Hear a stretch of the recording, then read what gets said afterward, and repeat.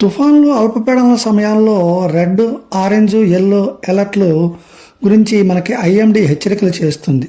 మరి ఈ red, orange, yellow alert అంటే ఏమిటో ఒకసారి ఈ వీడియోలో మనం చూద్దాం.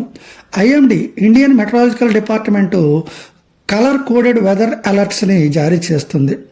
ఒక్కొక్క కలర్ వెదరు సివియారిటీ కండిషన్స్ చెప్తుంది. గ్రీన్ నో వార్నింగ్, పొడి వాతావరణము లేదా జల్లులు కురిసే అవకాశం ఉందని అర్థము.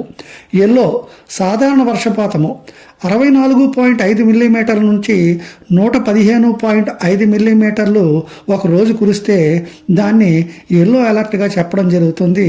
ఈ విషయంలో కొద్దిగా బివేర్, జాగ్రత్తగా ఉండాలి. ఇక ఆరెంజ్ భారీ వర్షపాతం కురిసే అవకాశము ఉండేటప్పుడు దీనిని జారీ చేస్తారు. 115.6 మిల్లీమీటర్ల నుండి 204.4 మిల్లీమీటర్లు ఒకరోజు కురిసే అవకాశం ఉంటే ఇక్కడ ఆరెంజ్ అలర్ట్ను జారీ చేయడం జరుగుతుంది. ఇక్కడ మనము ప్రిపేర్, బయటికి రావద్దు అని అర్థము. ఇకపోతే రెడ్, ఇది అతి భారీ వర్షపాతాన్ని సూచిస్తుంది.